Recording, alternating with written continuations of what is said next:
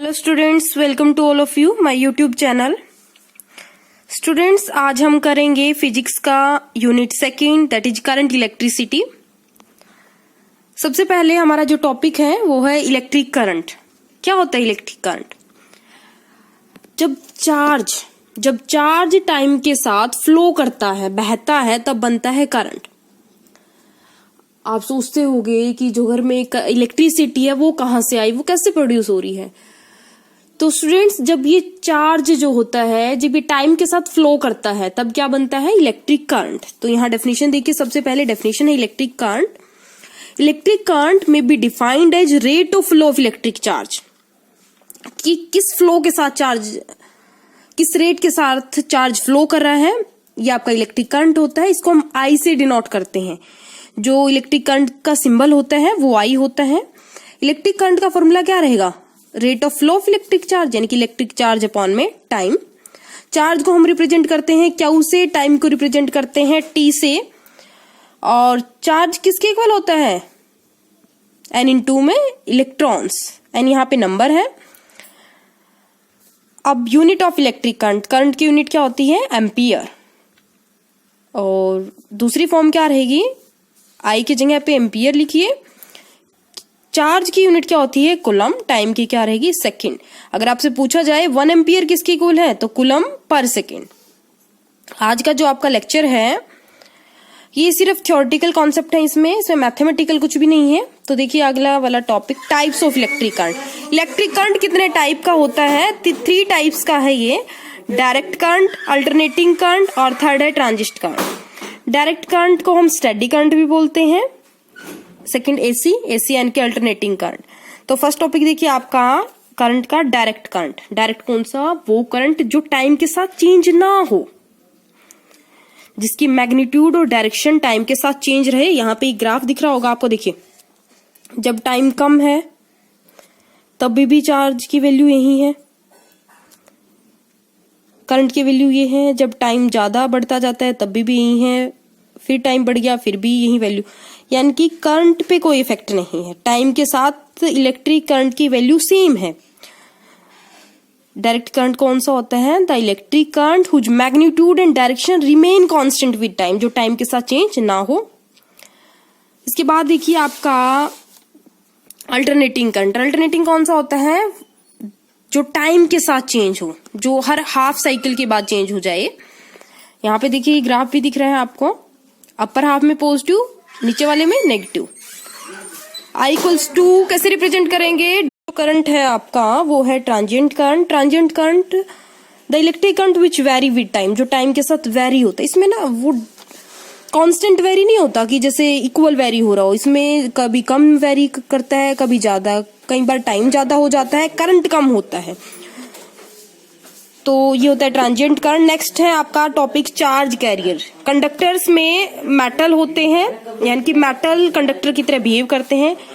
Metal में जो electricity को कंडक्ट करते हैं वो कौन होते हैं? फ्री इलेक्ट्रॉन्स होते हैं। सेमीकंडक्टर के अंदर होल्स एंड इलेक्ट्रॉन होते हैं। और इलेक्ट्रोलाइट, इलेक्ट्रोलाइट वो सॉल्यूशन जो इलेक्ट्रिसिटी को कंडक्ट कर सकता है, अपने अंदर से इलेक्ट्रिसिटी को पास होने दे सकता है।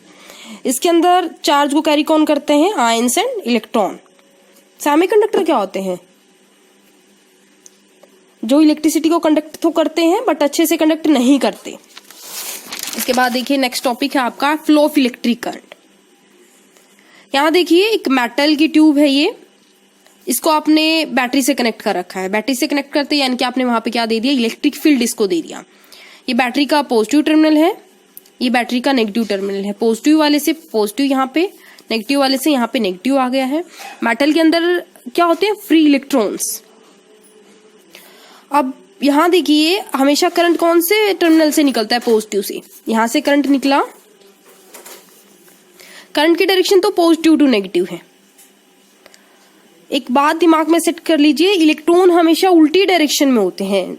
अगर ये पॉजिटिव टू नेगेटिव है तो इलेक्ट्रॉन की डायरेक्शन क्या रहेगी? Negative to positive. अब देखिए लैंग्वेज में, when electric field is applied across the ends of a conductor then free electron inside conductor move towards the positive terminal. Electron पे negative charge होता है, वो किसकी तरफ मूव करेंगे? नेगेटिव वाला किसको अट्रैक्ट करता है? पॉजिटिव को। तो इलेक्ट्रॉनिक करंट की हम बात करें, इलेक्ट्रॉनिक यानी कि जो इलेक्ट्रॉन मूव कर रहे हैं उनकी डायरेक्शन कौन सी रहेगी, नेगेटिव टू पॉजिटिव, और इलेक्ट्रिक करंट की डायरेक्शन कौन सी रहेगी, पॉजिटिव से नेगेटिव। अब क्वेश्चन है एक, तो electric current have direction yet it is a scalar quantity why. आपने देखा करंट की डायरेक्शन है फिर भी इसको बोलते हैं कि ये स्केलर क्वांटिटी है। सबसे पहले आपको पता होना चाहिए स्केलर क्वांटिटी क्या होती है, जिसकी सिर्फ मैग्नीट्यूड होता है, डायरेक्शन नहीं होती। और यहां आपने देखा इलेक्ट्रिक करंट की तो दोनों ही चीजें हैं, मैग्नीट्यूड यानी कि कुछ न कुछ वैल्यू भी है और डायरेक्शन भी है, पर फिर इसको स्केलर क्यों बोल रहे हैं? तो इसका आंसर ये है क्योंकि इलेक्ट्रिक करंट अलजेब्रा के स्केलर लॉ को फॉलो करता है। मैथमेटिक्स का जो अलजेब्रा पार्ट है आपका उसके लॉ को फॉलो करता है ये, इसलिए इसको क्या कहा गया है, स्केलर क्वांटिटी। नेक्स्ट देखिए ओम्स लॉ, आप 10th क्लास से करते आए हैं। ओम्स लॉ क्या कहता है, physical condition like temperature, pressure etcetera remain constant, then current flowing through the conductor is directly proportional to potential difference. Ohm's law क्या कहता है कि पोटेंशियल डिफरेंस जो है वो डायरेक्टली प्रोपोर्शनल आई के। डायरेक्टली का मतलब होता है अगर ये बढ़ा तो ये भी बढ़ेगा, इसकी वैल्यू कम है तो इसकी भी कम, दोनों एक साथ वेरी करते हैं। और जब डायरेक्टली का साइन हटाते हैं तो क्या लगाते हैं, एक कांस्टेंट। कांस्टेंट क्या है, आर। आर क्या है यहाँ पे, रेजिस्टेंस। ये आपने 10th में भी किया था। अगर इसका ग्राफ देखें तो ग्राफ आता है स्ट्रेट लाइन, क्योंकि दोनों डायरेक्ट का रिलेशन है, स्ट्रेट लाइन है। अब आगे देखिए ओमिक कंडक्टर। ओमिक कंडक्टर कौन से, वो कंडक्टर जो ओम्स लॉ को फॉलो करेंगे, विच ओबे ओम्स लॉ। वीआई कैरेक्टरिस्टिक क्या होता है, पोटेंशियल और करंट के बीच का ग्राफ। जब ओम्स लॉ को ओबे करा है तो ग्राफ कौन सा आएगा, स्ट्रेट लाइन। ग्राफ कौन सा है, स्ट्रेट लाइन, स्ट्रेट लाइन। उसके बाद है non ohmic conductor. Non ohmic conductor कौन से, which do not obey Ohm's law, जो ओम्स लॉ को ओबे नहीं करते। जो ओम्स लॉ को ओबे नहीं करते तो उनका ग्राफ भी कैसा आएगा, नॉन लीनियर, लीनियर नहीं आएगा। इसके एग्जांपल रहेंगे इलेक्ट्रोलाइट, ट्रांजिस्टर। ट्रांजिस्टर कौन से होते हैं, घड़ियों में पाए जाते हैं वो चीज के अंदर, vacuum tube, semiconductor devices etcetera. अब देखिए आगे, conductor at high temperature do not obey Ohm's law. जब किसी भी कंडक्टर का टेम्परेचर बहुत ज्यादा हो जाता है तब वो ओम्स लॉ को ओबे नहीं कर पाते। यहाँ देखिए स्टार्टिंग में यहाँ तक ओम्स लॉ ओबे हो रहा है, फिर ये क्या हो गया, फेल हो गया है।